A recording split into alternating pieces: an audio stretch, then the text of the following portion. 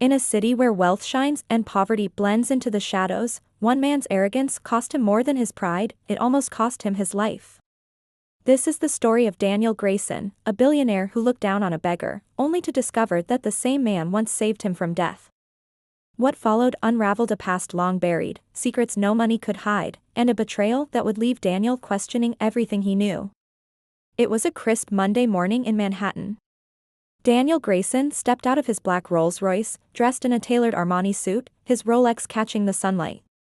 He was the CEO of Grayson Holdings, a multi-billion-dollar real estate empire. Known for his ruthlessness in boardrooms and his disregard for the less fortunate, Daniel wasn't one to spare a second glance at the people lining the sidewalks, especially not the homeless. As he walked toward his office tower, a man in ragged clothes sitting by the building's steps stretched out a hand. "Please, sir, anything helps," the beggar whispered. Daniel didn't even break stride. He muttered under his breath, "Get a job," and brushed past him like dust. The beggar didn't flinch. His eyes followed Daniel, but there was something in them, not resentment, not anger, but recognition.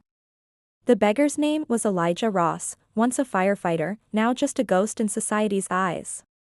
Years ago, he'd lost everything, his home, his wife, and eventually, his mental stability, after a traumatic fire that left him physically and emotionally scarred.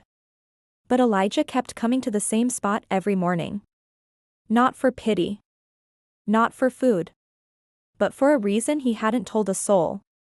It was a snowy December night 8 years ago. A 4-alarm fire had broken out at a luxury high-rise downtown. Elijah, then a firefighter, had rushed into the inferno with his team.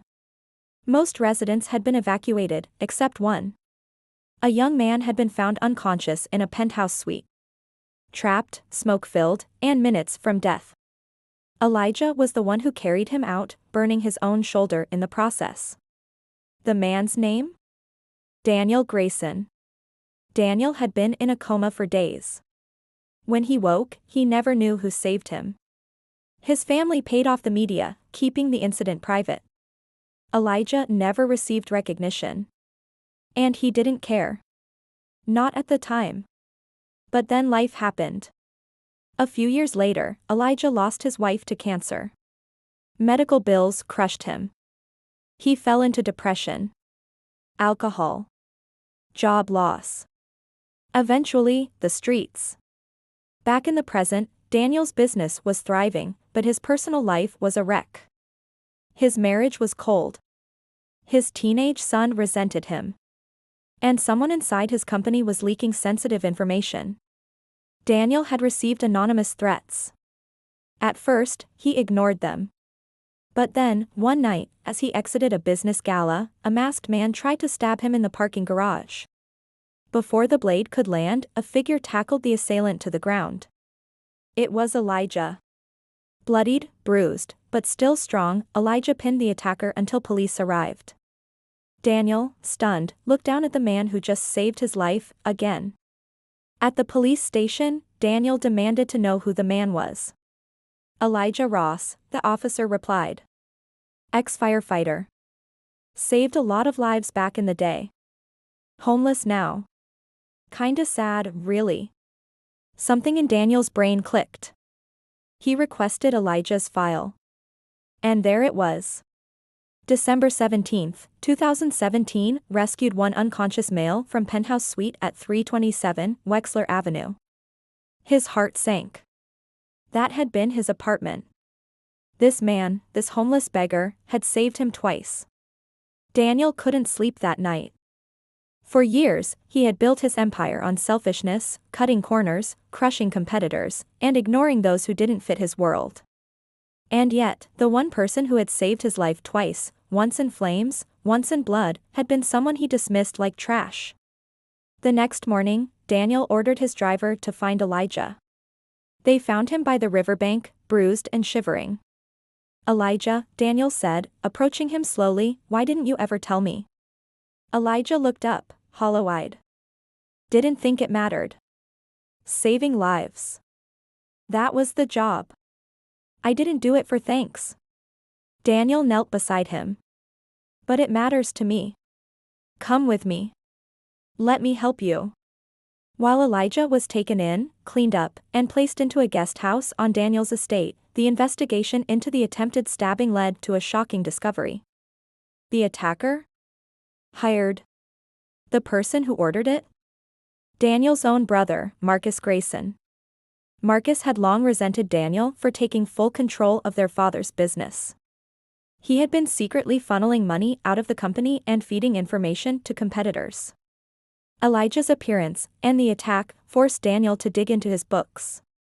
What he found was betrayal on every page. Marcus was arrested. But what hurt Daniel more was the years of blind trust. Turns out I was betrayed by my own blood, he confessed to Elijah one night. And saved by a man I didn't even see. Daniel's transformation was slow but sincere. He launched a nonprofit in Elijah's name, Ross Foundation for Recovery, focused on helping homeless veterans, ex-firefighters, and people battling addiction. He made Elijah the co-founder and public face. During the foundation's launch, reporters flooded in. Cameras rolled. Elijah, nervous in a fresh suit, stood beside Daniel. A reporter asked, "Mr. Ross, why forgive someone who ignored you for so long?" Elijah smiled faintly. "Because forgiveness isn't about them, it's about freeing yourself." The crowd clapped. Daniel had tears in his eyes. Months later, Daniel stood once again on the same street where he once brushed Elijah aside. But now, things were different. Where Elijah once sat was a small mobile shelter operated by the Ross Foundation. Volunteers handed out meals. Daniel helped serve coffee. People walked by, recognizing him, confused to see the billionaire pouring drinks to the poor. But he didn't care. Because sometimes, it takes losing everything, or nearly dying, to realize what truly matters. And sometimes, the person you ignore today is the one who held your life in their hands yesterday. Daniel Grayson once believed that money could buy everything, but in the end, it couldn't buy loyalty, and it certainly couldn't repay the man he ignored on the street. Elijah Ross reminded us all that real heroes wear scars, not capes. In a world full of judgment and pride, sometimes the greatest redemption comes not from wealth, but from humility. And that is the secret of the case.